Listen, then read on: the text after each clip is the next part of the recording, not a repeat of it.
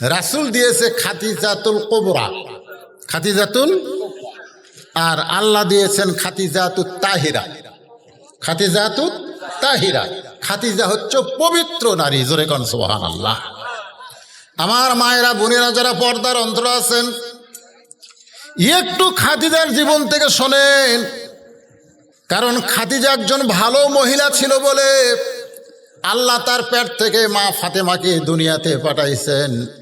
যেই ফাতেমা হলো নারীদের জান্নাতীদের সরদার। একটু ইশারা দিলাম। 25 বছর বয়সে খাদিজার সঙ্গে নবীর বিয়ে হচ্ছে। কিভাবে বিয়ে হলো? খাদিজা হচ্ছে মক্কার সবচাইতে ধনী। গোটা মক্কা শহরে, গোটা মক্কা এলাকায় এত বড় ধনবতী কেউ ছিল না। বলেন সুবহানাল্লাহ। একদিন বেলকুনিতে বসে আছেন, হঠাৎ তিনি দেখতে পাচ্ছেন যে একটা ঘরের ভিতরে তার রাখালগুলো সব দুপুর বেলায় ঘুম পাড়তেছে। খাদিজাতুল কুবরা চমকে গেলেন। হাজার হাজার উট দুম্বা বাদ দিয়া রাখালগুলো দুপুর বেলায় ঘরের মধ্যে আরাম করে। তিনি রাখালের সর্দারকে ডাক দিলেন। রাখালের সর্দারকে রাগাত্ম স্বর জিজ্ঞাসা করলেন, আমার হাজার হাজার উট দুম্বা বাদ দিয়া তোমরা দুপুর বেলায় ঘরের মধ্যে আরাম করো, উট দুম্বাগুলোর খবর কি? রাখালের সর্দার বলে, মালকিন, এমন একজন রাখাল আমরা ভাগ্যগুণ পেয়েছি যে রাখালির চাকরিতে জয়েন করার পরে আপনার উট দুম্বাগুলো সব ভদ্র হয়ে গেছে। রাখাল যদি শাহাদত আঙ্গুলি তুলে বলে উটগুলো খাও, দুম্বাগুলো খাও, তখন খাওয়া শুরু করে। যখন শাহাদত আঙ্গুল তুলে বলে খাওয়া বন্ধ করো, তখন খাওয়া বন্ধ করে। যখন বলো চলো যাই, সঙ্গে সঙ্গে উটের লাইনে উট, দুম্বার লাইনে দুম্বা, একেবারে সারিবদ্ধ হয়ে বাড়ির দিকে রওনা দেয়। রাখালের মুখে এই কথা শুনে খাদিজাতুল কুবরা বলে যে জন্তু জানোয়ার রাখালের বাধ্য হয়, এই গাঁজাখুরি কথা তুমি আমাকে বলবা আর আমি বিশ্বাস করব? তখন কিন্তু আমাদের নবী না, আমাদের নবী কিন্তু তখন কয় বছর? 25 বছর। জোরে কোন কয় বছর? 25 বছর বয়স। সেই সময় খাদিজাতুল কুবরা বলতেছে রাখালকে যে উট দুম্বাগুলো, জন্তু জানোয়ারগুলো একটা রাখালের বাধ্য হয়, এই কথা তুমি বলবা গাঁজাখুরি আর আমি বিশ্বাস করব। রাখালের সর্দার বলে, যদি আপনার বিশ্বাস না হয় তাহলে আপনি তদন্ত করতে পারেন, আপনি তদন্ত করেন। রাখালের সর্দারের কথায় খাদিজাতুল কুবরা তদন্ত করতে গিয়ে দেখে উট দুম্বাগুলো সব খাওয়া দাওয়ায় ব্যস্ত, কিন্তু রাখাল দাঁড়িয়ে আছে। রাখালের চেহারার মধ্যে রোদের কোনো চিহ্ন নাই। পাহাড় পোড়া গন্ধ পাওয়া যায়, বালু পোড়া গন্ধ পাওয়া যায়। তো কে যেন ছাতা রাখালের মাথায় ধরে রেখেছে। খাদিজাতুল কুবরা উপর দিকে তাকায় দেখে এক খণ্ড মেঘ আল্লাহ নবীর মাথায় ছায়া হয়ে আছে। খাদিজাতুল কুবরা আশ্চর্য হয়ে গেলেন, এটা কেমন মানুষ? আসমানের মেঘ তার জন্য ছাতা হয়। আর একটু নিকটে গেলেন। নিকটে যাওয়ার পরে নবীকে একটু পরখ করে দেখতে চাইলেন, কিন্তু হঠাৎ একটা বাতাস এসে খাদিজার নাকের মধ্যে ঢুকলো। ওই বাতাসটা নবীর গায়ের সঙ্গে আঘাত করে বাড়ি লেগে খাদিজার নাকের মধ্যে ঢোকার কারণে মেশকা আম্বরের সুগন্ধ, এই সুগন্ধ যেন দুনিয়ার কোনো সুগন্ধ নয়, যেন আল্লাহ জান্নাতের দরজা খুলে দিয়েছে। 40 বছরের বিধবা বয়স্ক নারী খাদিজা এক দৌড়ে বাড়ির মধ্যে এসে দরজা বন্ধ করে দিলেন। দাসী বলতেছে, মালকিন, রাখালকে তদন্ত করতে গেলেন, তদন্তের রিপোর্ট কি? তদন্তের তো একটা রিপোর্ট আছে না নাই? খাদিজা ঘরের ভিতর থেকে বলতেছে, তদন্তের রিপোর্ট হলো রাখালের চাকরিকে আমি ক্যান্সেল করে দিলাম, আমি রাখালের চাকরি ক্যান্সেল করে দিলাম। দাসী মূর্খ মানুষ আশ্চর্য হয়ে গেল, এমন খারাপ কিছু হয়তো দেখেছে যার কারণে চাকরি ক্যান্সেল হয়ে গেল। চলে গেল আবু তালেবের কাছে, নবীর চাচার কাছে গিয়ে বলতেছে, মুরব্বী, কেমনভাবে মানুষ করেছেন আপনার ভাতিজাকে, আজকে রাখালির চাকরি খাদিজা ক্যান্সেল করে দিয়েছে। আবু তালেব চমকে গেল যে আমার ভাতিজা হতে পারে, কিন্তু তার চরিত্রের মধ্যে এমন কিছু নাই যেইটার কারণে তার চাকরি ক্যান্সেল হবে। তিনি মা খাদিজার কাছে এসে দেখেন খাদিজা সুন্দর করে একটা চেয়ার সাজায় বলতেছে, চাচা মেহেরবানি করে আপনি চেয়ারে বসেন। আবু তালেব বলতেছে, আমার ভাতিজার অপরাধ কি? আমার ভাতিজার কোন দোষের রাখালির চাকরি ক্যান্সেল হলো? খাদিজা বলতেছে, রাখালির চাকরি ক্যান্সেল করার কারণ হলো এখন থেকে আপনার ভাতিজা আমার স্বামী হিসাবে বরণ করে নিরা। খাদিজাতুল কুবরা নবীকে স্বামী হিসাবে বরণ করার পরে মক্কার কাফেরেরা খাদিজার জন্য দুর্নাম শুরু করলো। অনেক নেতারা কিন্তু খাদিজাকে বিয়ের প্রস্তাব দিয়েছিল, এমনকি আবু জেহেল, আবু সুফিয়ান, মক্কার বড় বড় যত নেতা ছিল সবাই খাদিজাকে বিয়ের প্রস্তাব দিয়েছিল, কারণ খাদিজা মক্কার সবচাইতে ধনবতী রমণী। ওই নেতাদের প্রস্তাবকে উপেক্ষা করে অনাথ এতিম একটা রাখালকে খাদিজা বিয়ে করেছে। গোটা মক্কার কাফেরেরা তারা বলা বলি শুরু করেছে, খাদিজা পাগলি হয়ে গেছে, খাদিজা ঠকে গেছে, খাদিজাকে আবু তালেব ঠকাইছে। এরকম কথা যখন বারবার বলে, আবু তালেব একদিন খাদিজার কাছে বললেন, মা তুমি নিজের ইচ্ছায় আমার এতিমরে বিয়ে করলে, কিন্তু মক্কার লোকেরা বলা বলি করতেছে তুমি ঠকে গেছো, তুমি পাগলি হয়ে গেছো, আমি নাকি তোমারে ঠকাইছি। আবু তালেব দিকে তাকায় খাদিজা বলতেছে, চাচা তাহলে মক্কার নেতাদেরকে একদিন আমার বাড়িতে দাওয়াত দেন। আবু তালেব নির্দিষ্ট তারিখে নেতাদেরকে খাদিজার বাড়িতে দাওয়াত দেওয়া হলো। সমস্ত নেতাদের সামনে খাদিজা বসে বলতেছে, ও নেতারা, তোমরা নাকি বলা বলি করো আমি আব্দুল্লাহর এতিম পোলাকে বিয়ে করে ঠকে গেছি, আমি নাকি পাগলি হয়ে গেছি। আবু জেহেল বলতেছে, বলেছি তো 100 বার বলবো, কারণ আমাদের মতো নেতা খেতা বাদ দিয়া তুমি সাধারণ একজন রাখাল গরিব এতিমকে বিয়ে করলে কেন? খাদিজা বলতেছে, আমি তোমাদেরকে 3টা প্রশ্ন করব, তোমরা উত্তর দাও। 1 নম্বর প্রশ্ন হলো, তোমরা বলো তো আব্দুল্লাহর এতিম পোলা যে গরিব ছেলেটাকে আমি স্বামী হিসাবে গ্রহণ করেছি, তার বংশের দাম বেশি না আমার বংশের দাম বেশি? মক্কার সমস্ত নেতারা আশ্চর্য হয়ে গেল, সবাই মাথা নিচু করে আছে। খাদিজাতুল কুবরা বলতেছে, আমার 1 নম্বর প্রশ্ন বলো তো তার বংশের দাম বেশি না আমার বংশের দাম বেশি? সমস্ত নেতা বলতেছে, বংশের দিক দিয়ে আব্দুল্লাহর এতিম পোলাই দামি, তোমার বংশের চাইতে তার বংশ উচ্চ বংশ। খাদিজা বলতেছে, তাহলে দেখো 1 নম্বরে আমি জিতে গেলাম, নিম্ন বংশের একটা মেয়ে হয়ে উচ্চ বংশের একটা স্বামী পেলাম।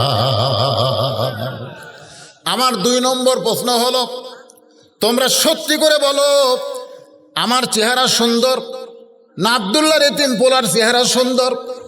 তোমরা সত্যি করে বলবে। এই যে প্রশ্ন করলাম উত্তরটা কি একটু চিন্তা করে দাও। সমস্ত নেতারা মাথা নিচু করে বসে আছে। খাদিজা বলতেছে, মাথা নিচু করে বসে থাকলে হবে না, উত্তর দাও। আবু জেহেল বলতেছে, খাদিজা তোমার চেহারার কথা কি বলবো, কারণ তোমার 40 বছর বয়স, তুমি বিধবা। দুনিয়ার এমন কোনো পুরুষ মানুষ আজ পর্যন্ত আমি নিজের চোখে দেখি নাই যে আব্দুল্লাহর এতিম পোলার চাইতে সুন্দর হতে পারে। আমার মনে হয় গোটা পৃথিবীর ভিতরে আব্দুল্লাহর এতিম পোলা সব চাইতে সুন্দর মানুষ। খাদিজা বলতেছে, তোমরা বলতেছো আমি ঠকে গিয়েছি, এখন বলো তো আমি একজন কোন সুন্দরী মেয়ে মানুষ দুনিয়ার সর্বশ্রেষ্ঠ সুন্দর একজন স্বামী পেলাম, এই হিসাবে আমি জিতে গেলাম না ঠকে গিয়েছি? আমার 3 নম্বর প্রশ্ন হলো, আমি এখন তোমাদের কাছে বলবো আমার বয়স বেশি না আব্দুল্লাহর এতিম পোলার বয়স বেশি? সমস্ত নেতারা বলতেছে, তোমার বয়স হলো 40 বছর আর আব্দুল্লাহর এতিম পোলার বয়স হলো মাত্র 25 বছর। খাদিজা বলে, দেখো 40 বছরের একটা বিধবা নারী হয়ে 25 বছরের একটা যুবক স্বামী পেয়ে গেলাম, এখন বলো তো আমি ঠকলাম না আব্দুল্লাহর এতিম পোলা ঠকলো? সমস্ত নেতারা বলতেছে, চলো যাই, চলো যাই। আসলে খাদিজা ঠকে নাই, খাদিজা জিতে গেছে। জোরে কোন সুবহানাল্লাহ। সেই খাদিজার পেট থেকে আল্লাহ নবীর মাধ্যমে 7টা সন্তান আল্লাহ দুনিয়াতে দান করেছেন।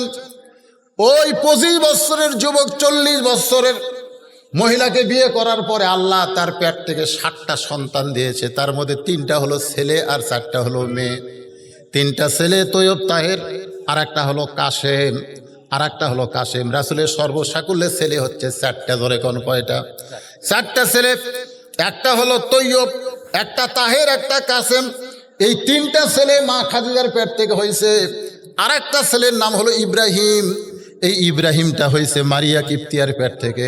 আর মা খাদিজার পেট থেকে চারটা কন্যা সন্তান হয়েছে। একটা হলো কুলসুমা, একটা হলো জয়নাব, একটা হলো রোকেয়া, আর একটা হলো খাতুনে জান্নাত ফাতেমা তো জোহরা। জোরে কান সুবহানাল্লাহ। আল্লাহ রাসূলের মিলাদ নিয়ে আমি কিছুক্ষণ আপনাদের সামনে আলোচনা করলাম। আল্লাহ রাসূল এক সময় হীরা গুহার মধ্যে ঢুকলেন। আল্লাহ পাক আমাকে কয়েকবার ওই গুহার মধ্যে যাওয়ার তৌফিক দিয়েছেন। আশ্চর্য হবেন, ওই গাড়ি হীরার মধ্যে নবী একাধারে 3.5 বছর পর্যন্ত সাধনা করেছে। ধরে কান সুবহানাল্লাহ। 3.5 বছর পর্যন্ত নবী এক জায়গায় ছিলেন, যে পাহাড়টা মাটি থেকে 2600 ফুট উপরে ওই গর্ত। যারা হজ করতে গেছেন, গাড়ি হীরা যারা দেখছেন, আমাদের মতো মানুষ এখন তো সিঁড়ি আছে, এই সিঁড়ি দিয়ে উঠতে উঠতে 2 লিটার পানি পান করা লাগে, কিন্তু তখন সিঁড়ি ছিল না। দৈনিক 2 বার মা খাদিজাতুল কুবরা আল্লাহর নবীর কাছে খাবার নিয়ে যাইতেন। বলেন সুবহানাল্লাহ। 3.5 বছর নবী সেই গাড়ি হীরার মধ্যে সাধনা করলেন। সাধনা করার পরে নবীর বয়স যখন 40 হয়ে গেল, দুনিয়ার বয়সের কথা বলতেছি আমি, কিন্তু দুনিয়ার বয়সের কথা বলতেছি। আসলে আমাদের নবীর বয়স কত এটা নবী কিন্তু একদিন আজরাইলকে, আপনি জিবরাইলকে জিজ্ঞেস করেছিলেন। এটা হাদিসের মধ্যে রয়েছে। মানে আল্লাহ রাসূল ঘরের মধ্যে আছেন, ইতিমধ্যে ফেরেশতা জিবরাইল তো দাহিয়াতুল কালবি মানুষের সুরতে নবীর কাছে আসতেন। এসে সালাম দিলেন, আসসালামু আলাইকুম ইয়া রাসূলুল্লাহ, আমি একটু আপনার কাছে যেতে চাই। তো তখন আল্লাহ রাসূল ফাতেমাকে বললেন, তোমার চাচা এসেছে, দরজাটা খুলে দাও। চাচা বাপের কি কি ভাই? না না, বাপের চাচা কাক কয়? ছোট ভাই না বড় ভাই? বড় ভাই চাচা কয়। আপনাকে জায়গায় মনে হয় বড় বড় জেঠা হয়, বড়গুলো জেঠা কয়। আচ্ছা, চাচা আইসে, দরজা খুলে দাও। তো মা ফাতেমা গিয়ে দরজা খুলে দিলেন। জিবরিল আমিন নবীর কাছে এসে মুখ ভার। আল্লাহ রাসূল জিবরাইল দেখে তাকায় বললেন, মুখটা ভার করে বসে আছো কেন? বলেন, ইয়া রাসূলুল্লাহ, কেউ না জানলে আপনি তো জানেন আমি জিবরাইল।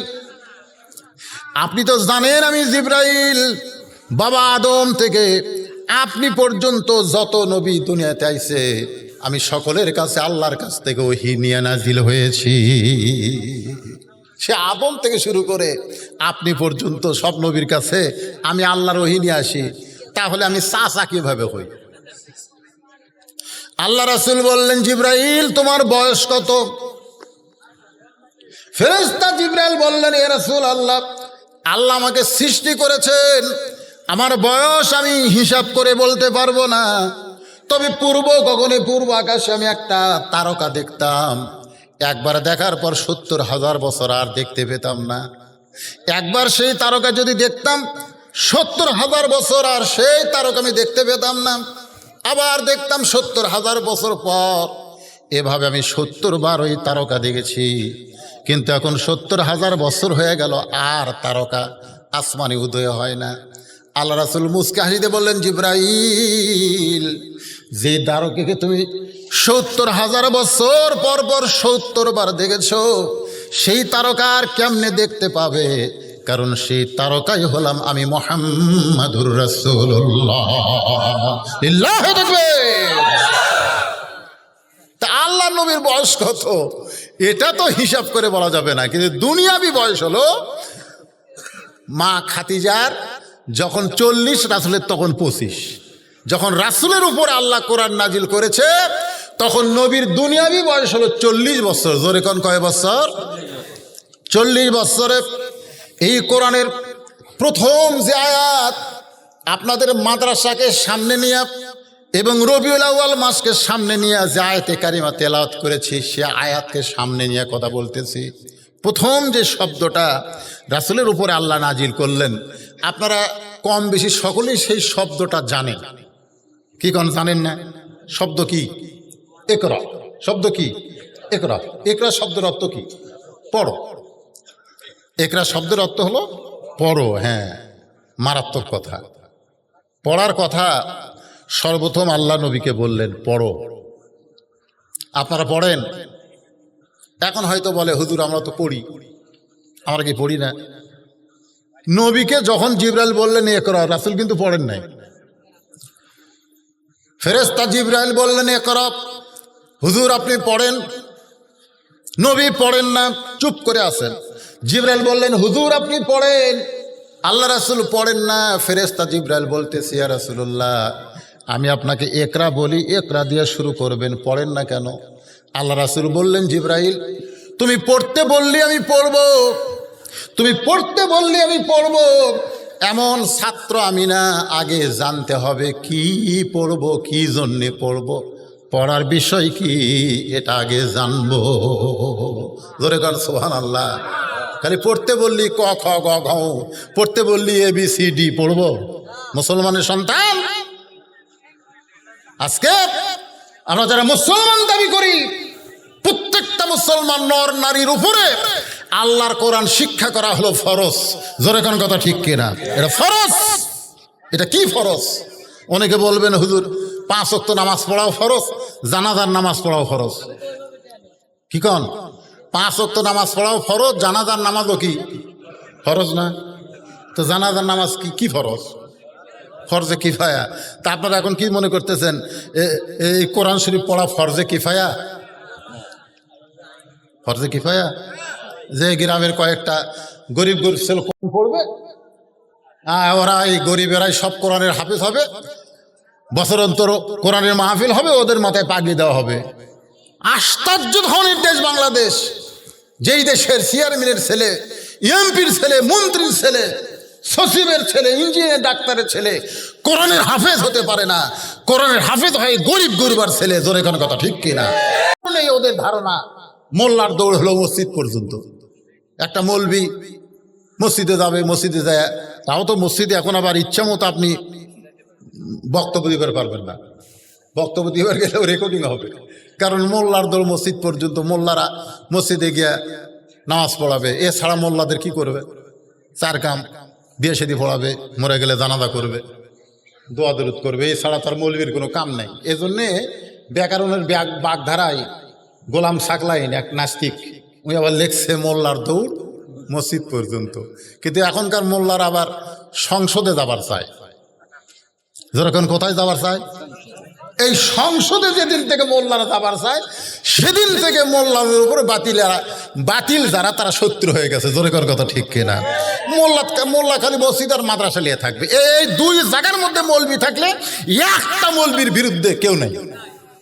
কিন্তু এই 2টা বাদ দিয়া ওরা আবার গরম গরম ভাষণ দেয়, এরা আবার অন্যায়ের বিরুদ্ধে কথা বলে, এরা আবার ভাস্করের বিরুদ্ধে, বহু কিছুর বিরুদ্ধে। আর এগুলো পরিষ্কার, এই মৌলবি, এই মৌলবি। এই যে কাজী ইব্রাহিম সাহেব 2 জুম্মা একটু গরম বক্তব্য দিয়েছে, ধরে লিয়ে যেত। স্যার কথাটা বুঝলেন না? তো এখন ব্যাপারটা হলো, আমি যে কথা বলতেছি সিরাতে রাসূল, মিলাদে রাসূল, রবিউল আউয়াল মাস, আমাকে তুলেই দিয়েছে রাত 10টার পর।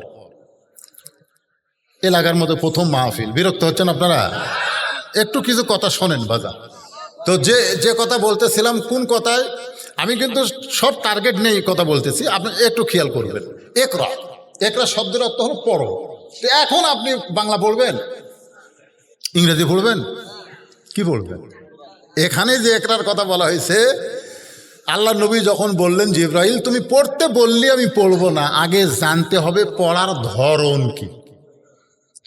ফেরেশতা জিবরাইল বললেন বিইসমি রাব্বিকাল্লাযী খালাক, আপনি ওই আল্লাহর নামে পড়েন যে আল্লাহ পাক আপনাকে সৃষ্টি করেছে। আল্লাহ নবী বললেন আমার কোনো আপত্তি নেই, আমি কেবলমাত্র শুধুমাত্র আল্লাহর পড়াটাই পড়তে চাই। আমাদের বাংলাদেশে অনেকে বলে আমাদের নবী হলেন উম্মি নবী। উম্মি নবী, উম্মি মানে কি কয়? মূর্খ নবী। মূর্খ নবী? হ্যাঁ, অনেকে বলে, ওয়াজের রেকর্ডেও দেখবেন বক্তারা বলে নবী মূর্খ, অক্ষর জ্ঞানহীন। আরে পাগলা, নবী বলেছেন ইন্নী বুইস্তু মুআল্লিমান, নিশ্চয় আমি প্রেরিত হয়েছি শিক্ষক হিসাবে। জোরে কান সুবহানাল্লাহ। লিউতাম্মিমা মাকারিমাল আখলাক। আর আমার শিক্ষালয়ে যা ছাত্র হবে তারা চরিত্রের সার্টিফিকেটে গোল্ডেন এ প্লাস পাবে। মাদ্রাসার ছাত্ররা কোনোদিন জঙ্গি হয় না, মাদ্রাসার ছাত্ররা কোনোদিন নষ্ট হয় না, খারাপ হয় না, মাদ্রাসার ছাত্ররা কোনোদিন নিশাদ্রব্য নেয় না। জোরে বলেন কথা ঠিক কিনা? এক নম্বর হবে। রাসূল বলেছেন লিতাম্মিমা মাকারিমাল আখলাক। এদের চরিত্র দেখো, এরা কোনোদিন ছিনতাইকারী হয় না, এরা হিরোইন খায় না, এরা গাঁজা টানে না, এরা জঙ্গিলা, এরা হলো সবচাইতে ভালো মানুষ। জোরেগান ঠিক কিনা? হ্যাঁ। অথচ ওই যে বাতিলেরা কান গরম করে দিছে। এখন মাদ্রাসার উপরে নজর, হুজুরের উপরে নজর কেন? হ্যাঁ, আসেন। তাহলে কি বুঝতেছেন? যেই কোরআনের মাহফিল আইছেন, আমি বলতেছি মুমিনদের বৈশিষ্ট্য হলো কয়টা? তিনটা। জোরে বলেন কয়টা? এক নম্বর হলো ইজা যুকিরাল্লাহু ওয়াজিলাত কুলুবুহুম। এক নম্বর বৈশিষ্ট্য হলো যখন তারা জিকির করবে, এই কোরআন শরীফ যখন যারা পড়বে তখন তাদের অন্তরের মধ্যে কম্পন সৃষ্টি হবে। দুই নম্বর বৈশিষ্ট্য হলো ওয়াইজা তুলিয়াত আলাইহিম আয়াতুহু জাদাতুহুম ঈমানা। তাদের ঈমান বাড়বে না কমবে? নবী নিচে আসলেন, গাড়ি হিরাই নাই তো, আর 5টা আয়াত নাজিল হয়েছে। নবী নিচে আসলেন, এসে বললেন জাম্বিলুনি। খাদিজাকে বললেন আমাকে কম্বল দিয়ে ঢাকে দাও, আমাকে কম্বল দিয়ে ঢাকে দাও। মা খাদিজা তার উরাতকে বালিশ বানায় দিয়ে নবীকে শোয়া দিয়ে কম্বল দিয়ে ঢেকে বললেন আপনি এরকম থরথর করে কাঁপতেছেন কেন? আল্লাহ রাসূল বললেন খাদিজা, বিশাল একটা দায়িত্ব আল্লাহ আমাকে অর্পণ করেছেন, বিশাল একটা দায়িত্ব অর্পণ করেছেন। বিশাল দায়িত্বটা কি শোনেন একটু মনোযোগ দিয়ে। রবিউল আউয়াল মাস, বিশাল দায়িত্ব কি? আমি কোরআন পড়ব, খতম দেব, প্রতি অক্ষরে 10টা করে নেকি পাবো। অসুবিধা তো নাই। আমি রমজান মাসে 3 খতম দেই। আমি প্রতিদিন সূরা ইয়াসিন পড়ি, সূরা মুলুক পড়ি, সূরা রহমান পড়ি, সূরা ওয়াকিয়া পড়ি, কোনো সমস্যা নাই। তাহলে রাসূল থরথর করে কাঁপেন কেন? কি জন্যে কাঁপেন? ওয়াইজা তুলিয়াত আলাইহিম আয়াতুহু জাদাতুহুম ঈমানান। তেলাওয়াত করলে ঈমান বেড়ে যাবে। কেমনে ঈমান বাড়বে? এই বিষয়টা মুসলমান হিসাবে আমাদের জানার দরকার আছে না নাই? আছে না নাই? আগডম বাগডম ঘোড়াডম সাজে, ঢাক ঢোলক ঝাঁঝর বাজে, চলতে চলতে গেল ঢুলি, ঢুলি গেল কমলা ফুলি। এই মিথ্যা পড়ানোর পরে মাস গেলে 35,000 টাকা বেতন পায়। একতলা প্রাইমারি এখন 4 তলা হয়। 90% মুসলমানের দেশে একটা মুসলমান সাথে না, একটা মুসলমান সাথে না। কি আইরে আই টিয়ে নায়ে ভরা দিয়ে না নিয়ে গেল বোয়াল মাছে, তাই না দেখে ভোদর নাচে। ওরে ভোদর সরে যা, কি সব। আরে কেউ না হলেও তা আওয়ামী লীগ এই কবিতার বাদী হওয়া দরকার।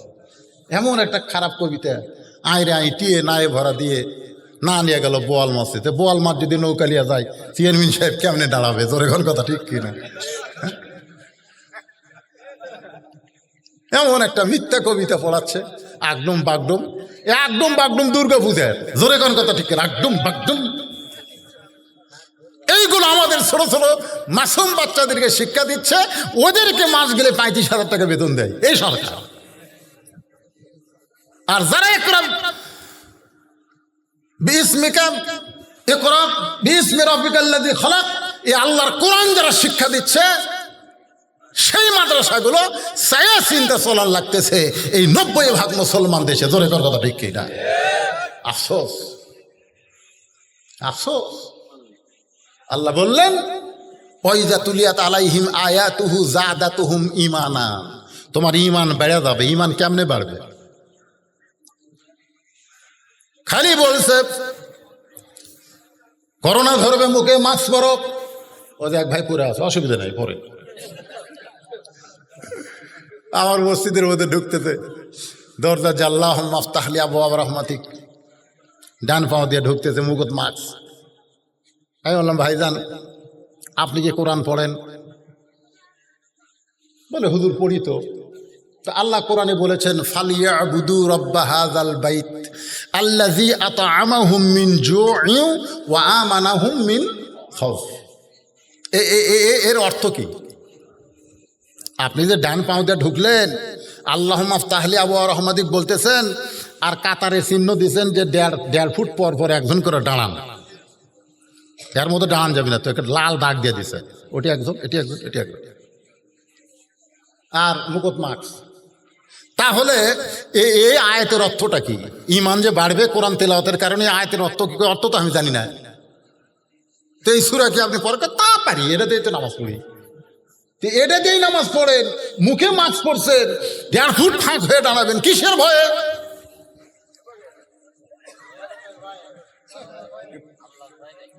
না না, আপনারা বলেন যে ঈমান যে বাড়বে, তো তাহলে কিসের ভয় আপনি 1.5 ফুট পর পর? তো বলতে তো হুজুর করোনার ভয়। তো করোনা কেমনে হয়? বলে কাতার যদি সাফাসাফি করে দাঁড়ায়, এক ভাইয়ের দেহ থেকে আর এক ভাইয়ের করোনা হবে। করোনা কিন্তু ছোঁয়াচা রোগ। আমি বললাম ভাইরে, যদি তুমি মুসলমান হও, তোমার যদি ঈমান থাকে, তাহলে করোনা ছোঁয়াচা রোগ বলার সঙ্গে সঙ্গে তুমি বেঈমান হয়ে যাবে, বেঈমান হয়ে যাবে। আল্লাহ রাসূল বলেছেন ছোঁয়াচে বলে কোনো রোগ নাই। আচ্ছা, ছোঁয়াচে যদি রোগ হয় করোনা, তাহলে সর্বোত্তম যার করোনা হচ্ছে ওই কার সাথে ঘুরছে? না না, প্রথম যার হচ্ছে, সবচাইতে বেশি সতর্ক হলো ডাক্তার। জোরে কোন কথা ঠিক কিনা? সবচাইতে বেশি সতর্ক কে? ডাক্তার না? হাতে মুজিয়া, লাকে মুজিয়া, এত কিছু, তারপরে মরেনি। মরেনি। যমুনা ফিউচার পার্কের যিনি মালিক, তিনি করোনা যেদিন বাংলাদেশের নাম হয়েছে সেদিন থেকে কারোর সঙ্গে মিলামিশা করেনি, কথাবার্তা বলেনি, কোনো মানুষকে তার কাছে যাবার দেয়নি, অথচই করোনা হয়ে মরছে। অথচ বাংলাদেশের একটা ভ্যানওয়ালা কোনোদিন মুখে মাস্ক পরেনি, সারাদিন ঘুরেছে। একটা ফকির গোটা এলাকা ভিক্ষা করে খাচ্ছে, কোনোদিন করোনা ধরেনি। জোরে কোন কথা ঠিক কিনা? তো তাহলে কি হিসাবে সবচাইতে আগে এই ফকিরেরা মরা দরকার, এর ঘোরে বেশি। জোরে কোন কথা ঠিক কিনা? হায় হায়, ফকির ঘরে রে, ই বাড়ি ও বাড়ি যায়, তো করোনা ধর না। আর যারা ঘর দরজা বন্ধ সব কিছু দিয়ে থাকে, ও কি যায় ধরছে। তার মানে কি? আল্লাযী পড়েন, আল্লাযী খালাকাল মাউতা ওয়াল হায়াতা লিয়াবলুয়াকুম আইয়ুকুম আহসানু আমালান ওয়া হুয়াল আজিজুল গফুর। মা খাদিজাতুল কুবরা বললেন, ইয়া রাসূলুল্লাহ,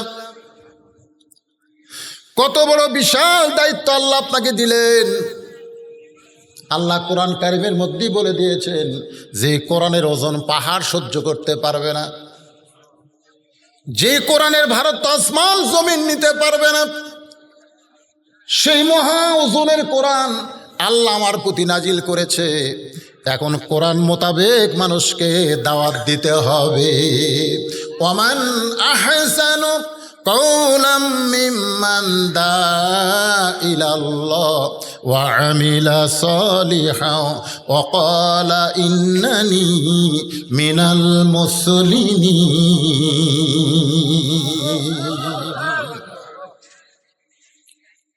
শুরু হয়ে গেল দাওয়াতের কাজ। গভীর রাত্রে নবী আমার কলেমার দাওয়াত দেন। কলেমার দাওয়াতে মক্কার যত নেতা ছিল, নেতাদের কাছে আগে নবী গেলেন, কিন্তু একটা নেতাও নবীর ডাকে সাড়া দিলেন না। কারণ নবী চিন্তা করলেন, নেতাগুলো যদি ভালো হয়ে যায়, তাহলে সাধারণ মানুষগুলো এমনি ভালো হয়ে যাবে। জোরে কোন কথা ঠিক কিনা? চেয়ারম্যান সাহেব যদি নামাজ পড়ে, ইউনিয়ন পরিষদের চেয়ারম্যান যদি নামাজ পড়ে, তাহলে অধীনস্থ মেম্বরেরাও কিন্তু নামাজ, জোরে কোন মুসলমান হলে পড়বে কি পড়বে না? চেয়ারম্যান নামাজ পড়লে চৌকিদার নামাজ পড়বে। চেয়ারম্যান যদি ভালো হয়ে যায়, তার অধীনস্থ যারা, তারা সবাই ভালো হয়ে যাবে। এই যে নবী নেতাদের কাছে কলেমার দাওয়াত নিয়ে গেলেন, নেতারা কলেমার দাওয়াত গ্রহণ করলেন না। আজও গোটা পৃথিবীতে নেতৃস্থানীয় মানুষ যদি ভালো হয়ে যেত, তাহলে গোটা বাংলাদেশ গোটা পৃথিবী ভালো হয়ে যেত। জোরে কোন কথা ঠিক কিনা? বাজান কলেমার দাওয়াত দিলেন 13 বছর। এই 13 বছর ধরে নবীর সিরাত থেকে একটু শোনেন মনোযোগ দিয়া। মাত্র 323 জন মুসলমান হলো 13 বছর ধরে। 323 জন মুসলমান হয়েছে, তার অর্ধেককে ওরা মারিয়া পিটাই শেষ করে দিছে। যে 323 জন মুসলমান হলো তাদের মধ্যে অনেককে তারা মারতে মারতে হত্যা করলো। তার মধ্যে একজনের নাম হলো ইয়াসার। শুধুমাত্র ঈমান রাখার কারণে খেজুর গাছের সঙ্গে বেঁধে তাকে হত্যা করা হলো। তার সামনে তার বিবি সুমায়াকে 2 উটের সঙ্গে 2টা পা বেঁধে লজ্জাস্থানে তীর নিক্ষেপ করে তাকে হত্যা করা হলো। তার সন্তান আম্মারকে মারতে মারতে মরে গেছে মনে করে ওরা যখন চলে গেল, নবী আম্মারের লাশের কাছে গিয়ে দেখে আম্মার মরে নাই, জবান থেকে বের হচ্ছে লা ইলাহা ইল্লাল্লাহু মুহাম্মাদুর রাসূলুল্লাহ। নবী আস্তে করে বসে আম্মারকে বুকের সঙ্গে জাপটে ধরলেন। আবু বকর আলীর সহায়তায় তাকে নিয়ে আসলেন। উম্মে সুমায়া ইয়াসারকে দাফন করে ইসলামের প্রথম শহীদ তাদেরকে ঘোষণা করে দিলেন। জোরে বলেন সুবহানাল্লাহ। এভাবে কলেমার দাওয়াত দিলেন 13 বছর। 13 বছরের মধ্যে 323 জন মুসলমান হলো। মুসলমান তো 323 জন হলো, এই সামান্য মুসলমানিত্বই তাদের সহ্য হলো না। তারা আল্লাহর নবীকে হত্যা করার পরিকল্পনা করলো। আপনারা সকলেই জানেন, গভীর রাত্রে নবীর বাড়ি তারা ঘেরাও করলো। নবী ঘর থেকে বের হলেই তারা নবীকে হত্যা করবে। নবী হযরত আলীকে বললেন, আলী আমার চাদর মুড়ি দিয়ে তুমি ঘুমিয়ে যাও। আমাকে আল্লাহ আজকে মক্কা থেকে মদিনায় হিজরত করার হুকুম দিয়েছে। এই দাওয়াতের মাধ্যমে আর ইসলাম চলবে না, এখন ইসলামকে মডিফাইড করতে হবে। জোরে কোন সুবহানাল্লাহ। আলী বলতেছে, রাসূলুল্লাহ সন্ধ্যা থেকে আমি দেখলাম কতগুলো মানুষ আমাদের বাড়ি ঘেরাও করে আছে। আল্লাহ আপনাকে যেদিন কেউ বাড়ি আপনার পাহারা দেয় নাই, সেই দিন হিজরতের হুকুম না করে আজকে এই কঠিন মুহূর্তে আপনাকে মক্কা ছেড়ে মদিনায় যাবার কয়, কেমন আল্লাহ আমি বুঝতে পারলাম না। আল্লাহ রাসূল বলে, আলী তুমি ছোট্ট মানুষ বুঝবা না, বরং তুমি আমার বিছনায় চাদর মুড়ি দিয়ে ঘুমিয়ে যাও। নবী বের হয়ে দেখলেন মক্কার সমস্ত কাফিরেরা অস্ত্র শস্ত্র নিয়ে রেডি হয়ে আছে। আল্লাহ রাসূল বললেন, আল্লাহ ঈসা আলাইহিস সালামকে এরকম মুহূর্তে আপনি আসমান উঠায় নিয়ে চলে গেছেন, ঘরের ছাদ ফাঁকা করে ঈসা নবীকে আপনি আসমানে নিয়ে গেছেন, আর আমাকে আপনি কাফিরদের ভিতর থেকে মদিনায় যাওয়ার হুকুম দিলেন। আল্লাহ বলেন, হাবিব এক মুষ্টি ধুলে নেন, এক মুষ্টি বালি হাতে নেন। বালি হাতে নিয়ে শাহাদাতুল ওযু বলে আপনি বালি নিক্ষেপ করেন। বালি নিক্ষেপ করা হলো। ওই বালিটা সমস্ত কাফেরদের চোখের মধ্যে আল্লাহ ঢুকাইয়া দিল। ওরা হাতের অস্ত্র ফেলে দিয়া যখন চোখ এভাবে বুঝতেছে, নবী আমার আবু বকরের দরজায় গেলেন। আবু বকর রাদিয়াল্লাহু শুধুমাত্র একটা ঠোকা দেওয়ার সঙ্গে সঙ্গে দরজা খুলে গেল। নবী চমকে বলে, আবু বকর আমি এত রাত্রে তোমার ঘরের দরজায়, তুমি কি আগে থেকেই জানতে? আবু বকর বলে, হুজুর আপনি যদি নেতা হন তাহলে আমি হলাম আপনার দলের কর্মী। জোরে কোন সুবহানাল্লাহ। আল্লাহ রাসূল বলেন, আবু বকর তুমি কি জানো মক্কা থেকে মদিনায় হিজরতের হুকুম হয়েছে? আবু বকর বলেন, হুজুর চলেন যাই। আল্লাহ রাসূল আবু বকরকে বলেন, আবু বকর তোমার ঈমান দেখে আমি আশ্চর্য হয়ে গেলাম। তোমার ঘরে তোমার বিবি আছে, তোমার ঘরে তোমার বাচ্চা আছে, তোমার ছেলে মেয়ে বিবিকে তুমি বাদ দিয়া বলার সঙ্গে সঙ্গে আমার সঙ্গে তুমি মদিনায় যাবে। আবু বকর বলে, ইয়া রাসূলুল্লাহ ওয়া ইযা তুলিয়াত আলাইহিম আয়াতুহু জাদাতুহুম ঈমানা। জোরে কর না সুবহানাল্লাহ। আপনার মুখের কোরআন শরীফ শোনার সঙ্গে সঙ্গে আল্লাহ তাআলা আমার ঈমান কেমন ভাবে বাড়ায় দিছে। এই মুহূর্তে যদি আপনি আমার বুকের কলিজাটা বের করে দেখেন, গোটা কলিজা শুদ্ধ দেখতে পাবেন লা ইলাহা ইল্লাল্লাহ মুহাম্মদ রাসূলুল্লাহ ছাড়া আর অন্য কারো জায়গা নাই। আবু বকরকে নিয়ে নবী মদিনায় চলে গেলেন। গারে সুরের কথা আছে, আমি এত লম্বা করে বলতে পারবো না, শুধু আয়াতের তাফসিরকে বুঝাইতে গিয়ে আপনাদেরকে বলতেছি। বেজান গো সময় তখন ধরেন দুপুর 12টা, কি হয় রে দুপুর 1টা হবে, এমন সময় নবী উটের পিঠে করে আবু বকরকে নিয়ে মদিনায়। তাকায় দেখে রাস্তায় বাচ্চারা দাঁড়িয়ে আছে, বাচ্চারা অনেক বাচ্চারা রাস্তায় দাঁড়িয়ে আছে। আল্লাহ রাসূল বাচ্চাদের দিকে তাকায়, যেই মাত্র তাকাইছে, ইবনে ইসহাক বলতেছে সমস্ত বাচ্চারা 2খানা হাত নবীর দিকে এইভাবে বাড়ায় দিছে। জোরে কোন সুবহানাল্লাহ।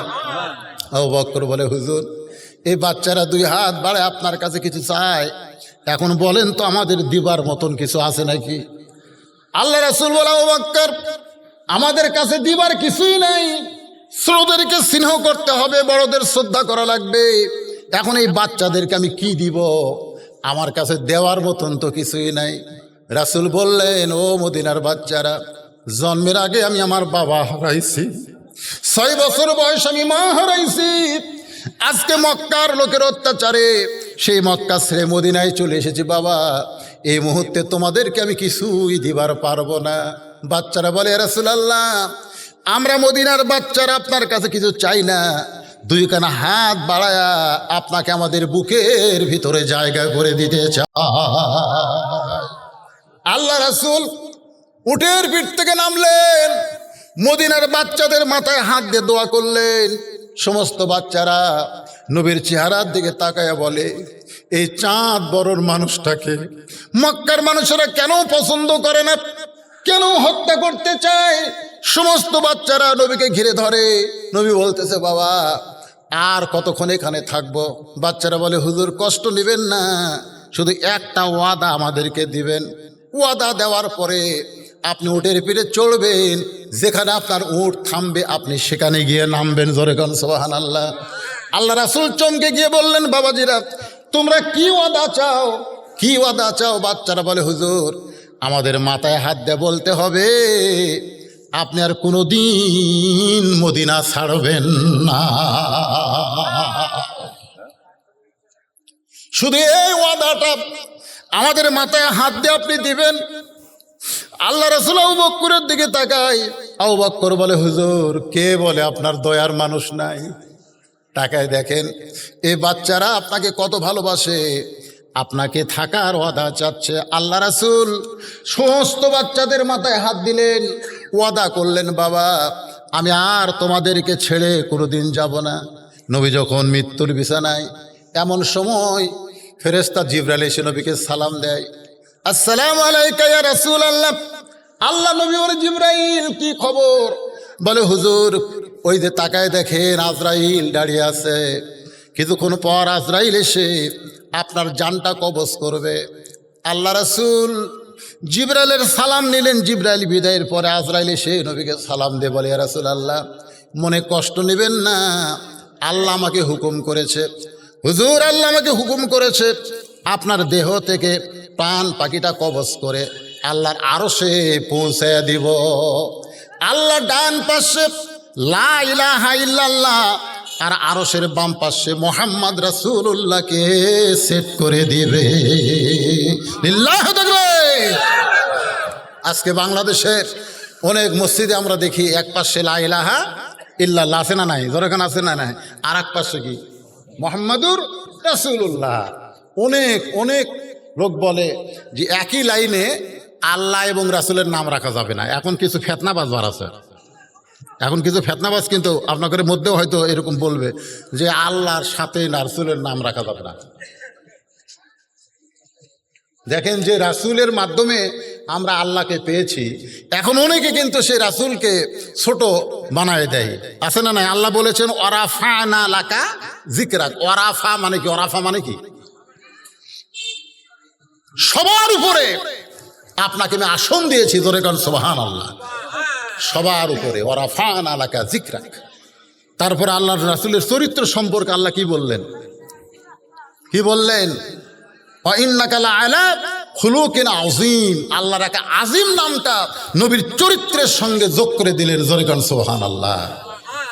ফেরেশতা আজরাইল বললেন, ইয়া রাসূলুল্লাহ আপনার জানটা কবজ করে ওই আল্লাহর আরশে নিয়ে যাব হুজুর, আপনি যদি হুকুম দেন। নবী ছোট বাচ্চার মতন কান্না শুরু করে দিলেন। নবীর কান্না দেখে আজরাইল বলে, ইয়া রাসূলুল্লাহ কান্দেন কেন? নবী বলতেছে, আজরাইল মদিনার বাচ্চাদের মাথায় হাত দেওয়া আদা করেছি, আমি কোনোদিন মদিনা ছাড়ব না। আজকে আমার দেহ থেকে রুহুটা নিয়ে যদি আরশে যাও, তাহলে মদিনার বাচ্চাদের মাথায় হাত দেওয়া আদা করলাম, ওয়াদা খেলাফ হয়ে যাবে। আজরাইল বলে, আল্লাহ তাহলে কি করব? আল্লাহ বলতেছে, ও আজরাইল তুমি জানো না আমি আল্লাহর চাইতেও নবী তার উম্মতকে বেশি ভালোবাসে। উম্মতের দরদে নবী দুনিয়া ছেড়ে যখন আসবে না, তাহলে শোনো, প্রত্যেকটা মুমিন বান্দার রুহুকে কবজ করে আমি ইল্লিন নামক জান্নাতের বাগানে জায়গা করে দেই। আর যারা কাফের বেঈমান তাদের জীবনটা কবজ করে সিজ্জিন নামক জাহান্নামের অতল তলদেশে ফেলে দেই। কিন্তু আমার নবী রুহুটা কবজ করে নবীকে যখন রওজা মোবারকে দাফন করা হবে, ওই দাফন করার সাথে সাথে আবার দেহের মধ্যে রুহুটা ঢুকায়া দাও। লিল্লাহি তাকবীর। এই জন্যে আমাদের নবী হলো জিন্দা নবী, আমাদের নবী হলেন হায়াতুন নবী। যদি আমরা দরুদ পড়ি, আপনাদের এই ধর্ম দাসগাতি সঙ্গে সঙ্গে একদল ফেরেশতা এই দরুদগুলো নবী রওজা মুবারকে জমা দিয়ে দেয়। সুবহানাল্লাহ বলেন না কেন? হ্যাঁ, নবীর রওজায় জমা দিয়ে দেয়। আপনাদের কি মনে হয় মরা নবী না জেতা নবী? এই রবিউল আউয়াল মাসে কি চিন্তা করতেছেন? আসেন আয়াতের মুমিনদের 3 নম্বর বৈশিষ্ট্য হলো ওয়ালা রব্বিহিম ইয়াতাওয়াক্কালুন। এই এদি ছেলেবেলে চিল্লাই কেন? 1 নম্বর বৈশিষ্ট্য হলো ইজা যুকিরাল্লাহ ওয়াজিলাত কুলুবুহুম, মনে আছে না ভুলে গেছেন? 2 নম্বর বৈশিষ্ট্য হলো ওয়াইদা তুলিয়াত আলাইহিম আয়াতুহু জাদাতুহুম ঈমানান, ঈমান বাড়ার। আর 3 নম্বর বৈশিষ্ট্য হলো ওয়ালা রব্বিহিম ইয়াতাওয়াক্কালুন, ইয়াতাওয়াক্কালুন। খুব খেয়াল করবেন। এখন প্রতিদিন বলে চলো মসজিদে যাই, মনে আছে না ভুলে গেছেন? চেয়ারম্যান থাকতে শুরু করছিল, চেয়ারম্যান তো চলে গেছে। তো তুই নামাজ পড়েও তো, আমি না পড়েও তাই। নামাজ পড়েও যায়, না পড়েও তাই। চিন্তা করতেছে আগে তো এইভাবে ডাইরেক্ট কাজ করলে হবে না, এটা কি করা দরকার? ও রায়গঞ্জ বাজার, আপনার বাজারের নাম কি? ধানগড়া বাজার। ধানগড়া বাজারে 3:30টার সময় ওর সাথে দেখা। সো বলতে ভাই যাই, এই তুই নামাজ পড়েও যাবে, না পড়েও তাই। তো বলতেছে আমি কি তোমাকে নামাজের কথা কইছি? খালি বলছিস যাই। তুমি তো এক নামাজের কথা ছাড়া আমাকে কিছু কও না। আরে পাগল, এখন 3:30টা বাজে, এখন তো বোঝা লাগবে তো এটা কোনো নামাজের সময়। কয় না, আমি মনে করছি এক নামাজ ছাড়া তোমার কোনো দাওয়াত নাই, এই জন্য আমি মনে করছি যাই মানে ওটাই। তো হচ্ছে না, আজকের দাওয়াত হলো চা খাওয়ার। এখন আপনারাই বলেন, যে ব্যক্তিকে নামাজের দাওয়াত দিলে যে গরম হয়, অক যদি চা খাওয়ার দাওয়াত দেন, ওই কি সেই গরম? ও কিন্তু আশ্চর্য হয়ে বলবে, কে রে তুই তো এইরকম চা খাওয়ার দাওয়াত কোনোদিন দেশ নেই। ভাইরে তোকে নামাজের দাওয়াত দিতে দিতে দেখছি যে কাম হবি না, তো চিন্তা করছি তোকে আর নামাজের দাওয়াত দেবো না, চলো চা খাই। বিল চা লাগে আমি দেবো। তুমি কি মনে করছো তোমাকে চা খেলে বিল তোমাকে দেওয়া লাগবে?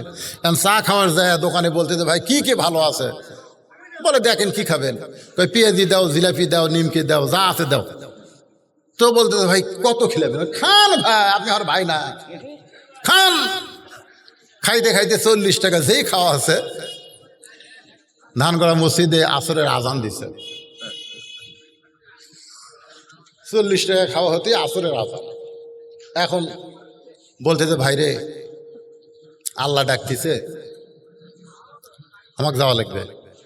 আমি নিয়ত করছিলাম তোমাকে 50 টাকা খিলাবো, নিয়ত করছিলাম কয়টায় খিলাবো? 50 টাকায় খিলাবো। কিন্তু এই যে দেখো তো মুয়াজ্জিনের আক্কেল নাই, কে এটা 10 মিনিট পরে দিলি তো 50 টাকা ফুরাতো। এই যে আজান দিল, এই আজান দেওয়ার জন্য দেখো তোমাকে 40 খিলাতেই এখন আমাকে ডাক দিল। তো তুমি এখানে বসে থাকবা, চেয়ার যেন ছাড়ো না, খালি নামাজ পড়ে সেই 10 টাকা, মানে 50 টাকা টার্গেট আজকে পুরো করা লাগবে। এই কথা বলে লোকটা নামাজের দিকে যাচ্ছে, ইতিমধ্যে খপ করে হাত ধরছে। হাত ধরে বলতেছে ভাই তুমি একলা যাবা, আমার কবা না? তো বলতেছে না ভাই এতদিন বহুদিন কইছি ভাই, কাম হয়নি। আরে মেয়ে এতদিন কইছো খালি খালি, খালি খালি খালি ব্যাগের দাম আছে, খালি পকেটের দাম আছে, খালি বস্তার কোনো দাম আছে, খালি ওয়াজ শোনা লাভ আছে, খালি। এখানে যখন ব্যাগ ব্যাগ গেল, আপনারা হয়তো কেউ ব্যাগের দিকে দিলে, আমি দেখছি তো, আর আদায় হচ্ছে না, তোলার দরকার, ওটার দরকার নেই, আপনারা আর ওঠেন না, যে কয়েকজন আছেন পাকা মুসলমান একটু বসে থাকেন। তো এখন খালি পকেটের টাকা আছে কিন্তু ব্যাগত গেল না। আপনাকে অনেকে মনে হয় কি হয়, বক্তা ওয়াজ করছে আস-সাদকাতু তারুদ্দুল বালা ও তাজিদু ফিল উমর, কালা রাসূলুল্লাহ সাল্লাল্লাহু আলাইহি সাল্লাম, জোরে বলেন সুবহানাল্লাহ। কি ওয়াজ? আল্লাহ রাসূল বলেছেন দান সদকা করো, আল্লাহ তোমার বালা মুসিবতকে দূর করে দিবে, আল্লাহ তোমার হায়াত বেড়ে দিবে, জোরে বলেন সুবহানাল্লাহ। মুখে মাস্ক না দিয়ে 1.5 ফুট অন্তর না দাঁড়ায় বেশি বেশি দান করেন, ওই গজব সব আল্লাহ নিয়ে যাবে, জোরে বলেন কথা ঠিক কিনা? হুজুর তো 500 টাকা 500 টাকা করে চাচ্ছে, কেউ দিচ্ছে না। তো এক লোক মাঝখানে বসে আছে, আর বউ খুব অসুস্থ, বহু ডাক্তার দেখাচ্ছে, কাম হয় না। মনে করতেছে হুজুর যখন বারবার চাচ্ছে, দেখি আজকে 500 টাকা দান করব, এই দানে কি আমার বউ ভালো হয় কিনা দেখবো। আল্লাহ নবীর হাদিস সত্যি না মিথ্যে, হুজুর আওয়াজ করা যায় কি সত্যি না মিথ্যে, এই কথা শোনা হাদিস বিশ্বাস করে আমি উঠে আসে 500 টাকা দিছে। যা যেই বলছে, ওর কাছে একজন ছিল, মারছে ঘুরতে, খেরে তুই তো 500 টাকা হুজুরের কথা দিয়ে এলু, টাকা আমার নাই, এই দেখ 1000 টাকা আছে। এরকম খালি খালি ওয়াজ শুনি রে, আমি কোনোদিন দান করি না। তো না ভাই, আমি একটা নিয়ত করে করছি, দেখি আল্লাহ কি করে। যতই নিয়ত কর কাম হবি না, কি ওয়াজ শুনবো, টেকা তো মুখে। একই পাড়ার দুইজন, একজন উত্তর পাড়ার, একজন দক্ষিণ পাড়ার। উত্তর পাড়ার যাই 500 টাকা দান করছে, ওর বইয়ের প্যারালাইসিস, 2 বছর ডাক্তার দেখায় ভালো হয় না। ওই যে দরজা না ডাক দেয়, জানলার ডাকতেছে রহিমা, রহিমা মানে ওর মেয়ের নাম, ধরে এখন রহিমা কার নাম না, মেয়ের নাম। যে ডাকছে রহিমা, সঙ্গে সঙ্গে বউ বলতেছে মেয়েটা ভালো, দুনিয়ার কোনো সার্টিফিকেট লাগবে না, স্বামীর সার্টিফিকেটই আল্লাহ বউটাকে জান্নাত দিয়া দিল। তো মনে করতেছে ঘষায় ঘষায় দরজা খুলবে, দেখে না, হেঁটে হেঁটে এসে দরজা খুলে দিছে। স্বামী কয় আলহামদুলিল্লাহ। খেরে ন্যাংরা, তুই হাঁটিস কেমনে? তো বলতেছে যে কি যে হলো, আজকে রাত্রে স্বপ্ন দেখতেছি, তুমি তো ওয়াজ করবে গেছে, আমি স্বপ্নে হাঁটতেছি, স্বপ্নে হঠাৎ আমার ঘুম ভেঙে গেল। তখন আল্লাহ বললাম, আল্লাহ তুমি আমার পাও কাড়া লিয়া স্বপ্নে আবার আমাকে হাঁটাও। তা আস্তে আস্তে পায়ের দিকে দেখি পায়ের মধ্যে শক্তি, তা আমি আস্তে করে 1 পা নামালাম, দেখি না এই পাও শক্তি, 2 পা হেঁটে হেঁটে কলে টিউবওয়েলে গেলাম, উজু করে তাহাজ্জুদের নামাজ পড়তেছি, আর তুমি এমন সময় রহিমাকে ডাকতেছ। তো নামাজের খবর কি? বলে আল্লাহ রাসূল বলেছেন, একমাত্র ফরজ ইবাদত বাদ দিয়া স্বামী যদি বউকে ডাকে, সমস্ত ইবাদত বাতিল হয়ে যাবে। স্বামীর ডাকে সঙ্গে সঙ্গে সাড়া দিতে হবে। সুবহানাল্লাহ বলেন। একমাত্র, এই মায়েরা, একমাত্র ফরজ ইবাদত বাদ দিয়ে সুন্নত কন নফল কন, নিয়ত বান্দার পরেও যদি স্বামী ডাক দেয়, নিয়ত ছাড়া স্বামীর ডাকে সাড়া দিতে হবে। কারণ রাসূল বলেছেন, আল্লাহর পরে কাউকে যদি সেজদা দেওয়ার হুকুম থাকতো, তাহলে প্রত্যেকটা বউকে বলা হতো স্বামীর পায়ে সেজদা কর। কিন্তু আল্লাহ ছাড়া কাউকে সেজদা করার হুকুম নাই। এই কথার দ্বারা রাসূল বুঝালেন, আল্লাহর পরেই প্রত্যেকটা বউয়ের কাছে সবচাইতে দামি হলো তার স্বামী। ধরে কোন কথা ঠিক কিনা? কথা কন না কেন? হ্যাঁ, আজকে আর আপনারা তো স্বামী তো হওয়ার পারেননি, একে দুর্বল হয়ে গেছেন বইয়ের কাছে, না জানি কি হয়। পাগল। আপনার সামনে আপনার মাকে আপনার বউ যা ইচ্ছা তাই করতেছে, আপনার সামনে আপনার বাবাকে আপনার বউ যা ইচ্ছা তাই করতেছে।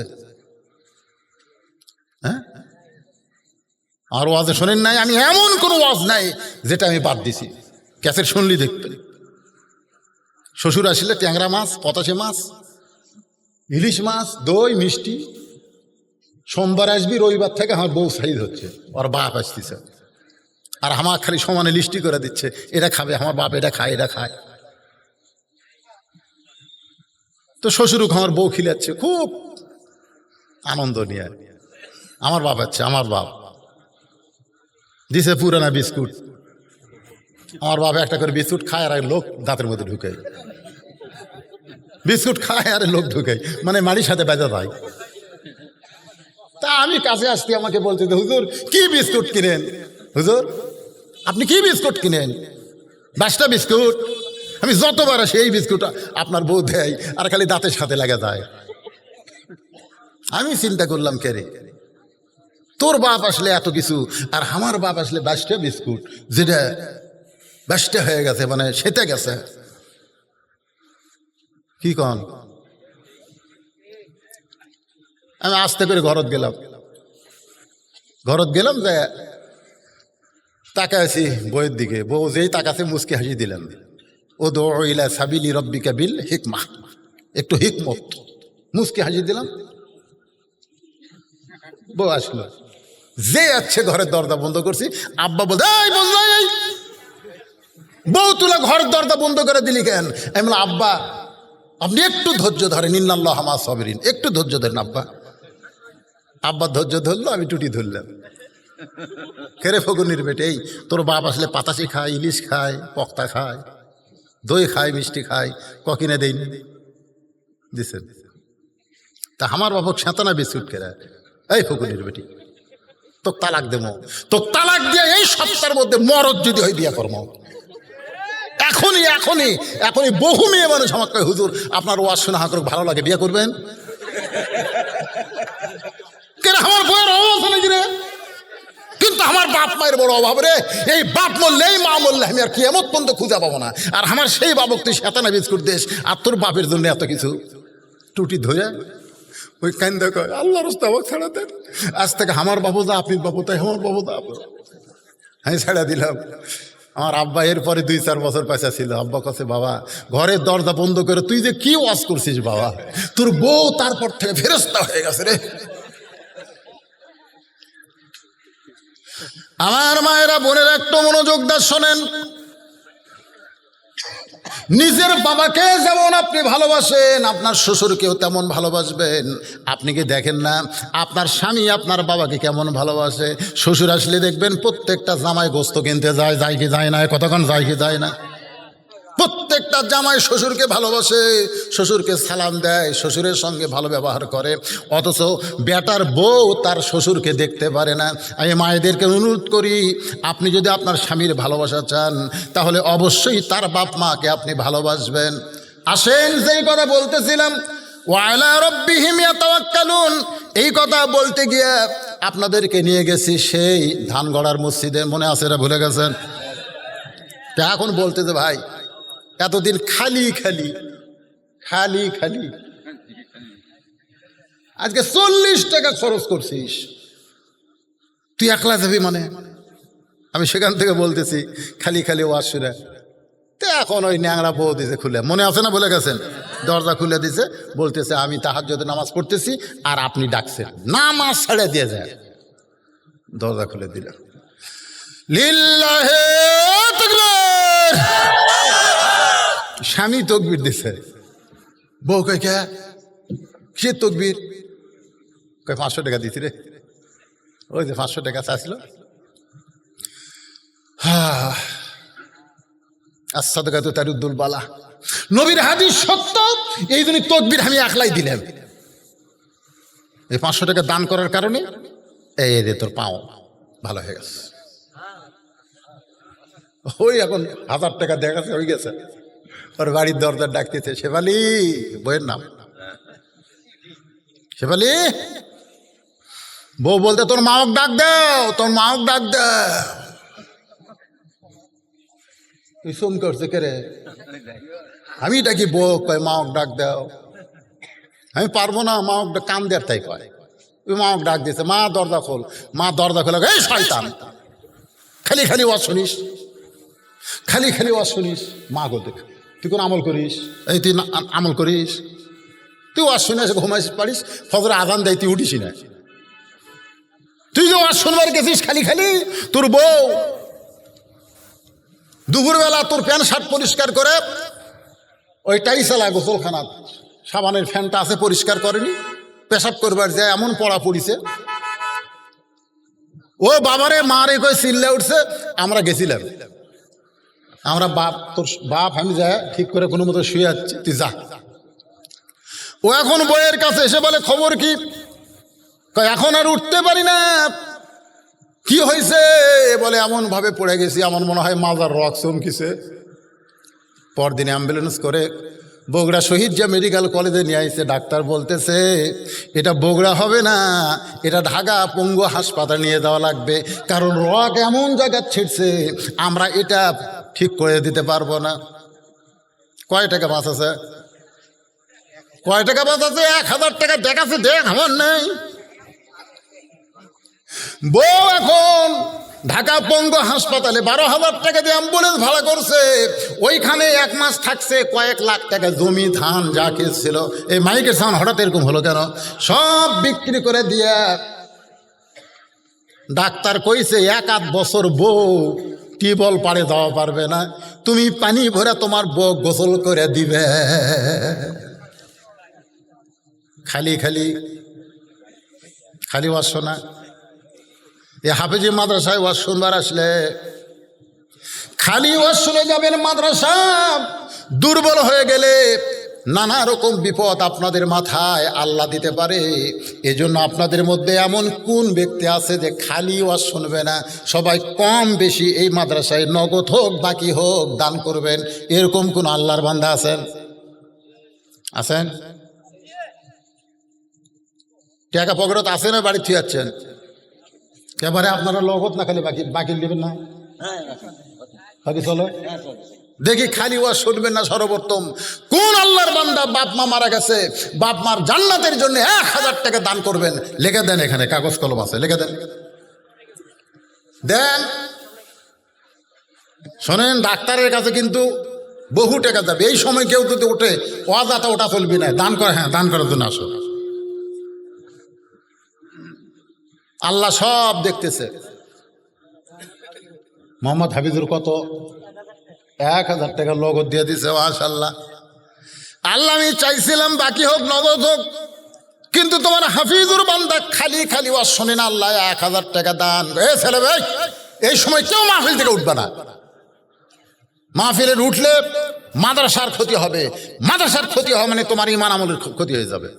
এখন উঠো না। কেবলমাত্র যারা দান করবেন তারা উঠবেন, না হয় ওখান থেকে হাত দেখাবেন, হুজুর আমি 1000 টাকা দিব, এখানে আপনার নাম লেখা হবে। হাবিজুরে 1000 টাকা দান করেছে। এর হাবিজুরের বাপ মা বাঁচে আছে না মারা গেছে? বাবা বেঁচে আছে। আল্লাহ হায়াত দারাজ করেন, আল্লাহ সুখে শান্তিতে রাখেন। 1000 টাকা দেওয়ার কারণে আপনি বলেছেন ওমা তুনফিকু মিন শাইইন ফি সাবিলিল্লাহি ওয়াফা ইলাইকুম ওয়া আনতুম লা তুজলামুন। এই হাবিজি বলে কোন কিছু দিবে এই 1000 টাকা দেখছেন? এক হাবিজুর 1000 টাকা নগদ দান করে আবার মাদ্রাসার এতিমদের জন্য 50 কেজি চাল। জোরে বলেন মারহাবা, লিল্লাহি তাকবীর। দেন বাবা, বলেন বলেন। এই মাদ্রাসার সভাপতি, সেক্রেটারি, কেশিয়ার সদস্য যারা আছে, মাদ্রাসার হিতকাঙ্ক্ষী, মাদ্রাসা চলে কি করে? কি দিয়ে চলে বাবা? মাদ্রাসার হুজুরকে মাসিক দান আছে নাকি? আপনারা মাসিকও হতে পারেন, মাসে 100, বছরে 1200। এরকম দাতা সদস্য, জান্নাতি সদস্য কারা হবেন? আবু বকর, উমর। আলোচনা করে আপনাদের শোনাইছি। 2 নম্বর হলো ওয়াইজা তুলিয়াত আলাইহিম আয়াতুহু যাদাতুহুম ঈমানা, সেটাও আপনাদের শোনাইলাম। এখন 3 নম্বর বৈশিষ্ট্য হচ্ছে ওয়া আলা রাব্বিহিম ইয়াতাওয়াক্কালুন। মনে আছে না ভুলে গেছেন? এই মনোযোগ দিয়ে শোনেন। এখন বলতে দে ভাই, প্রতিদিন খালি খালি আজকে আমার পিছনে 40 টাকা খরচ করেছো। আজকে তুমি না বললেও আমার একটা সৌজন্য আছে, বোধ, সৌজন্য বোধ। এর নাম কি? তুমি না বললো আজকে আমি যাবো ভাই। লোকটা মনে মনে কয় আল্লাহ এতদিন খালি খালি দাওয়াত দিছিলাম, কাম হয়নি।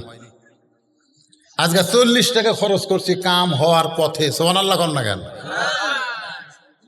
তো এখন রায় ধানগড়া মসজিদের কাছে নিয়ে যাচ্ছে আর বলতেছে ভাই রে, এতদিন তোমার খালি নামাজের কথা বলছি, তাই তুমি যে রাগ হছো। তো আজকে তোমাকে আর একটা কথা বলে, আজ আবার কি? আর কি? আরে যা কবা তাই শুনবো। বলতেছে ভাই অজু করা লাগবে। আচ্ছা আপনারা বলেন তো এতদিন কি অজুর কথা কছে? কিসের কথা কছে? নামাজের কথা। নামাজ পড়বার গেলে অজু আছে না নাই? তো বলতে তো ভাই জানো অজু করা হবে না, ওলা হবে না, ওলা মারে ফতে কথাগুলো হবে না। শোনেন যে শরীয়ত শুনতেছেন না, কথা বুঝতেছেন আমার? তো এখন বলতে তো ভাই কি করা লাগবে?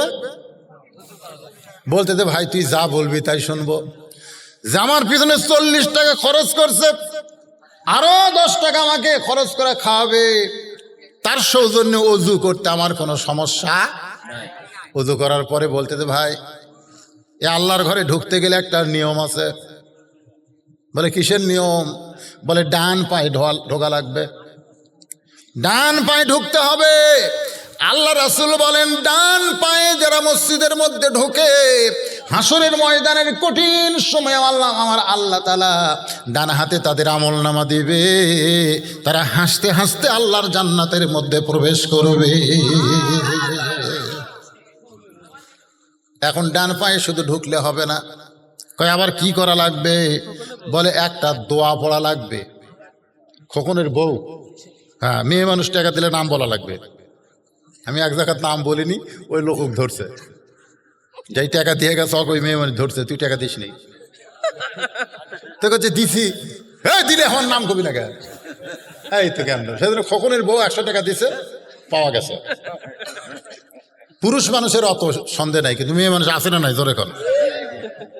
এখন বলতে যে ভাইজান দোয়া পড়ো, আল্লাহুম্মা আফতাহ লি আবওয়াবা রহমাতিক। আমি লোকটাকে বললাম মুখে মাস্ক পরে মসজিদের মধ্যে ঢুকলেন, আর 1.5 ফুট পর পর দাঁড়াবেন, অথচ আপনি কি বললেন? ফালিয়াবুদু রব্বা হাযাল বাইত আল্লাযী আত'আমাহুম মিন জু'ইন ওয়া আমানাহুম মিন খাউফ। আল্লাহ বলেছেন এই ঘরের মালিকের যারা ইবাদত করবে, এই ঘর মানে কাবা ঘর, এই কাবা ঘর মসজিদ ঘরের মালিকের যারা ইবাদত করবে, মসজিদের মধ্যে ঢোকার সঙ্গে সঙ্গে তাদের 2টা জিনিস দেওয়া হবে। 1 নম্বর হলো তাদের কোনো রেজেকের পেরেশানি থাকবে না, আর 2 নম্বর হলো যাবতীয় ভয় ভীতি থেকে আল্লাহ তাকে নিরাপত্তা দিয়ে দিবে। তাহলে আপনারা বলেন তো মসজিদের মধ্যে ঢুকলে কোনো ভয় আছে?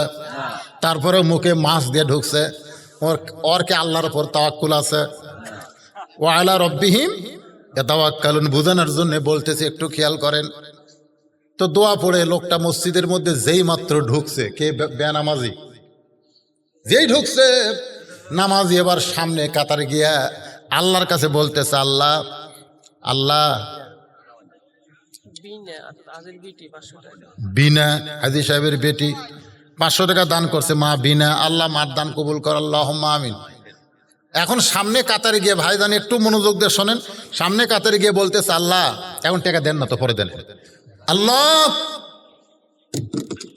এতদিন খালি খালি দাওয়াত দিছে, চটকা দিছে, বগুড়ার ভাষা হলো চটকা দেওয়া। তুই নামাজ পড়েও তো আমি না পড়েও তাই, আজকে 40 টাকা খরচ করার কারণে তোমার বান্দা মসজিদের মধ্যে ঢুকছে। আমার দায়িত্ব হলো তোমার বেনামাজি বান্দাকে মসজিদের মধ্যে ঢুকান, আর তোমার দায়িত্ব হলো হেদায়েতের মালা পরান। যেরকম সুবহানাল্লাহ। আমার দায়িত্ব হেদায়েত দেওয়া না, আমার দায়িত্ব কি? দাওয়াত দেওয়া। যেরকম আমার দায়িত্ব কি? কথাটা শোনেন, আমার দায়িত্ব হলো দাওয়াত দেওয়া। আমি দাওয়াত দিয়ে যে ভাবি হোক তোমার বান্দাকে মসজিদের মধ্যে ঢুকাছি, এখন তুমি ইসলামের মধ্যে ঢুকাবা না সেটা তোমার। আমার দায়িত্ব শেষ, এখন তোমার শুরু। এইভাবে যখন দাওয়াতকারী আল্লাহর কাছে বলতিছে সামনে কাতারে গিয়া, আপনারা বলেন তো আল্লাহ তার কথা শুনবে না? কখন শুনবে না?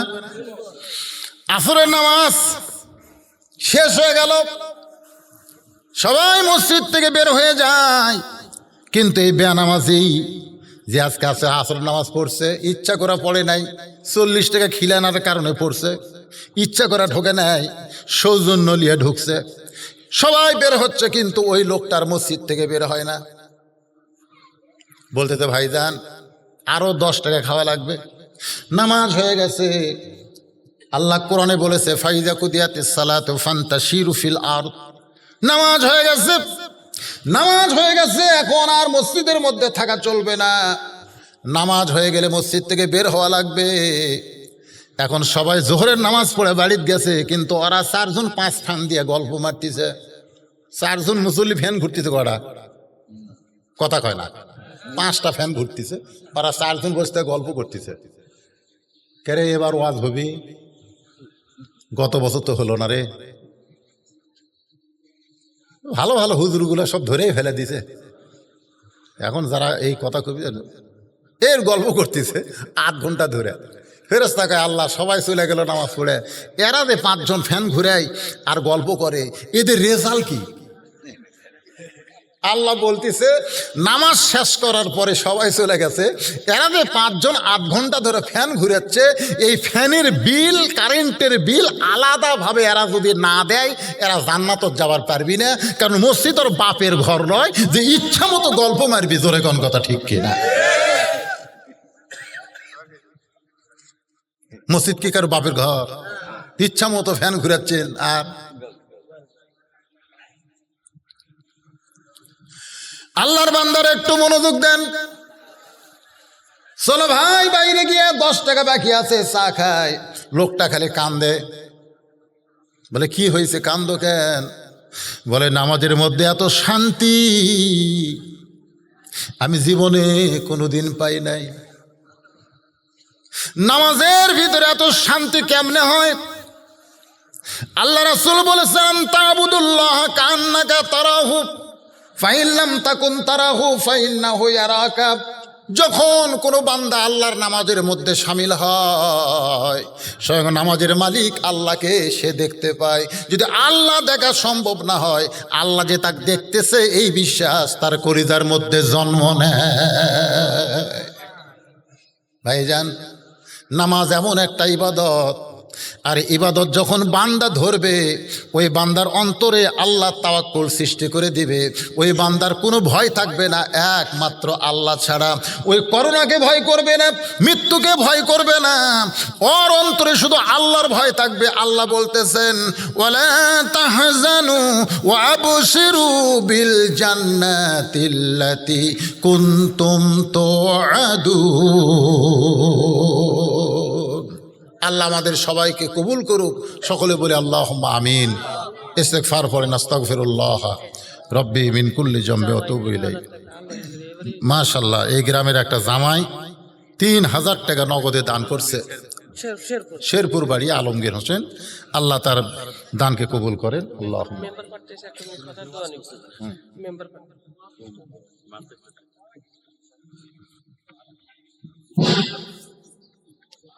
ইন্নাকা হামিদুম মাজিদ। আল্লাহুম্মা বারিক আলা মুহাম্মাদিন ওয়া আলা আলি মুহাম্মাদ কামা বারাকতা আলা ইব্রাহিম ওয়া আলা আলি ইব্রাহিম ইন্নাকা হামিদুম মাজিদ। ভাইজান, এই যারা ঘোরাফেরা করতেছেন বসেন, দোয়ার সময় বসাটা আদবি। সবাই বসেন, সবাই বসেন। এত রাত পর্যন্ত আল্লাহ যাদেরকে চেতন রাখছে দোয়ায় শামিল হন, বসেন। আর দোয়া মুখল ইবাদত। হ্যাঁ, দোয়া কিন্তু একটা আলাদা একটা ইবাদত, এর একটা ইবাদত দোয়া করা। তো দোয়ার আগে একটা অন্ধ হাফেজ মাগরিবের নামাজের পর আপনাদের সামনে 8 ঘন্টা ওয়াজ করছে।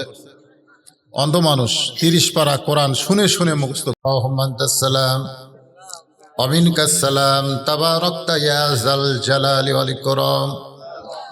আয় আল্লাহ তাআলা, কঠিন গরমকে উপেক্ষা করে মাগরিবের নামাজের পর থেকে রাত 1টা পর্যন্ত এই দীর্ঘ সময় তোমার পাগল বান্দা বান্দিরা আরামের বাড়ি, আরামের ঘুমকে বাদ দিয়া কোরআন হাদিসের মহব্বত কলিজার মধ্যে নিয়া এই জান্নাতের বাগানে বসে বসে কোরআন হাদিসের আলোচনা শোনার শেষে আমি গুনাহগারের সঙ্গে রহমতের দরজায় ফকির হয়ে দোকানা হাত তুলেছি। আল্লাহ মেহেরবানি করে আজকের মাহফিল আমাদের সকলের হেদায়েতের জন্যে, নাজাতের জন্যে, জান্নাতের জন্যে কবুল করো। এই মাহফিলের শুরু থেকে শেষ পর্যন্ত যত আলোচনা হয়েছে আল্লাহ, এর মধ্যে যদি ত্রুটি হয়, ভুল হয়, মাফ করে দিও। এর যা হাদিয়া মঞ্জুর করো সোনার মদিনায় নবী পাকের রওজা মোবারকে আল্লাহ কবুল করে নাও। তামাম আম্বিয়া কিরাম আসহাবে কেরাম, তাবিনী কেরাম, তাবিনী কেরাম, তাম পৃথিবীর মাটির নিচে যত মুমিন মুমিনা শুয়ে আছে আল্লাহ সকলের আরো পরে হাদিয়া কবুল করেন। আল্লাহ তাআলা আমরা যারা হাত তুলেছি আমাদের মধ্যে জনম দুঃখনী মা যাদের কবরে চলে গেছে, মেহেরবানি করে মায়ের কবরকে জান্নাতের টুকরা কবুল করেন। আমি সহ আমরা যারা বাবা হারা এতিম হয়ে গেছি আল্লাহ মেহেরবানি করে বাবার কবরকে জান্নাতের টুকরা কবুল করেন। আমাদের দাদা দাদি নানান আত্মীয় স্বজন শ্বশুর শাশুড়ি যাদের কবরে গেছে আল্লাহ কবরবাসীদের মাফ করে দেন। আল্লাহ এই নবীর ঘর মাদ্রাসাকে মহব্বত করে নগদে বাকিতে যারা দান করেছে আল্লাহ সকলের দানকে আল্লাহ আপনি কবুল করেন। খাস করে বাবুল আক্তার সর্বশেষে 10,000 টাকা দান করেছে, এছাড়া তার কর্মী 7,000 টাকা, এছাড়াও একজন মেম্বার প্রার্থী 5,000 টাকা, এরপরে অনেকে অনেক কিছু দান করেছে। একজন আল্লাহর বান্দা 1,000 ইট দান করেছে। আল্লাহ সকলের দানকে আল্লাহ আপনি কবুল করেন। এমনকি ব্যাগের মধ্যে 10টা টাকা যারা দান করেছে আল্লাহ সকলের দানগুলোকে জান্নাতের বিনিময়ে কবুল করেন। আল্লাহ আমার মায়েদের দানকে কবুল করেন। আবেদা সালিহা পর্দানিশি মা ফাতেমার চরিত্র দান করেন। আমাদের মধ্যে অসুস্থ যারা আছে আল্লাহ সুস্থ করে দেন, অভাবকে মোচন করে দেন। আল্লাহ যে যা নেক নিয়ত করে দান করেছে আসলে সকলের নেক নিয়তকে কবুল করেন। আল্লাহ এতগুলোর মধ্যে তো একজনকে মেম্বার করবে আল্লাহ।